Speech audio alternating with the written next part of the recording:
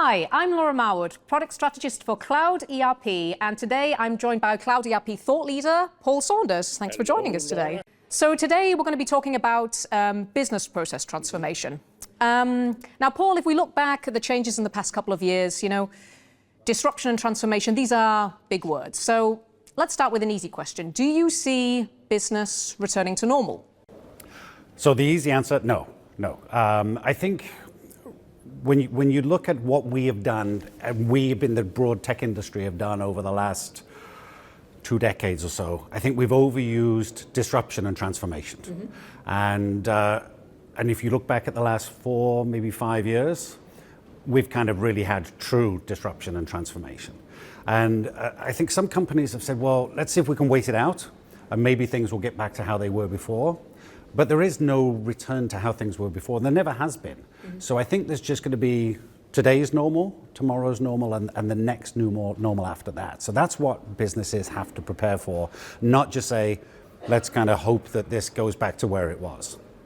Now, Paul, we often say that the gulf between customers, businesses that are thriving in this new normal environment and those who are falling behind is becoming, increasingly big. Yeah. So what kind of companies are thriving in this new environment based on your experience? The way that I look at it is there's really, over the past 3 to 5 years, there's been 3 types of company. Mm-hmm. There are those that were fortunate either through good planning and strategy or just happenstance, that they'd prepared themselves to be able to respond more adaptively as things happened. So when government lockdowns happened all over the world, they could send their employees home. When supply chains got disrupted, they could get things from somewhere else. When manufacturing plants were shut down, they could make stuff somewhere else. So that's the first type. The second ones were the ones that have got to where they are today really by brute force determination, hanging on by their fingernails or skin of the teeth or whatever analogy you want to use. And, they're saying, we're here, but that was horrible. Let's not do that again. So let's see how we can make sure that we become that first group of people going forward. And the third type of company are the ones that unfortunately have gone out of business. And for those companies that are thriving, Paul, do you think they are making smart technology decisions, or are they focusing on the mindset piece? Like how do those bits fit together? Well, hopefully both. You can't just, and I think everybody again knows this, you can't buy technology and hope that it's going to change how you work. That was what we tried to do, I think, certainly in the 1990s and early 2000s with ERP in general.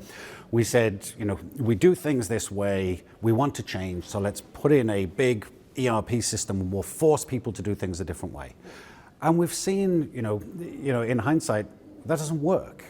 So I think for the companies now that are saying, well, what is it that we need to, how can we best think about this? It's, first off, is what are we trying to do? Where are we going forward? What's the world look like for us slightly in the future? Mm-hmm. And what's going to differentiate us to our customers? So I think this brings us nicely along to the topic of RISE with SAP. Now, for some of our viewers who are maybe unfamiliar with this, could you explain to us RISE with SAP in layman's terms, Paul? I hope so, yes. So, as I mentioned, the thing when it comes to any kind of business change, transformation, whatever you want to call it, is that you have to start with the mindset.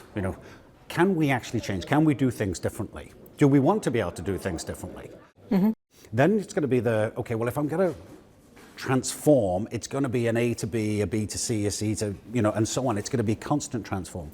So you've got to know, well, what is it that we do today? And what is it we're going to do tomorrow, and then the day after, and then the day after. And that's why, with RISE, we have Signavio.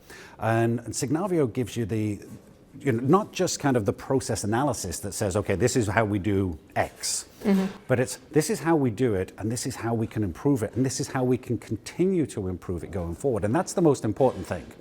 And so RISE brings that in. And then the third part of RISE is the SAP technology portfolio. So you have the business technology platform. The way to think about the business technology platform is it is the orchestrator. Let's think of it as more like the conductor of an orchestra. It pulls all the different pieces together and it gets everything to kind of play in harmony together. Then you have Cloud ERP. Cloud ERP is kind of the socket that everything else plugs into. This is where it all comes back to, your finance, your material flow, and all of these kind of things. And then the rest of the SAP Intelligence Suite, the portfolio of products, our industry solutions on top. So RISE brings all of those things together to help a customer not just say, would you like some new technology, but where are you going? We'll come with you on the journey and let us show you the best practices, because we've done this literally thousands of times before. And Paul, what is it that you think differentiates SAP's offering necessarily compared to, let's say, some of our competitors? Well, I'll kind of paraphrase what Bob Evans from Acceleration Economy and Cloud Wars said, where he said, RISE is, it's fundamentally different from what anybody else is offering. Because the thing that it's not just a technology offering. That's the piece that I love about RISE. We make good technology. I mean, everybody knows that. But there's lots of good technology out there. It's about how can we help that company achieve their strategic goals. Not just a one and done transformation, but to be in that mindset that they can always be able to adapt as the business changes. So Paul, we also talk about standard business processes and we also talk about differentiation. Isn't that an oxymoron? There's a good 75, 80, maybe even higher percentage of the things that you do in your company that are no different or should be no different than what anybody else does. And they're certainly not things that differentiate you. There's a difference between do we do them differently, and that can be from a whole myriad of reasons that have brought us to that point, to, do they differentiate? Does somebody look at us and go, that's why I want to buy from that company. That's why I want to engage with that company, because that's a differentiating piece. So the way to think about it is if you start with, get a big whiteboard, for example, right on the right side of the whiteboard, this is where we're going. This is what the success looks like for us 3 years from now. And you might say, right, then we're going to have 20% of our revenue will come from new products. Okay, sounds good. So what is it that we need to do to be able to get 20% of revenue from new products? Well, it's going to be, we have to have new products, we have to have good marketing, we have to have sales, we've got to have good manufacturing. Then you start to break it down from there. So what are the things that we're going to do? And you'll find that a lot of the stuff that you have to do is still the same stuff that you're doing today. You're still doing accounts payable, you're still doing accounts receivable, and so on.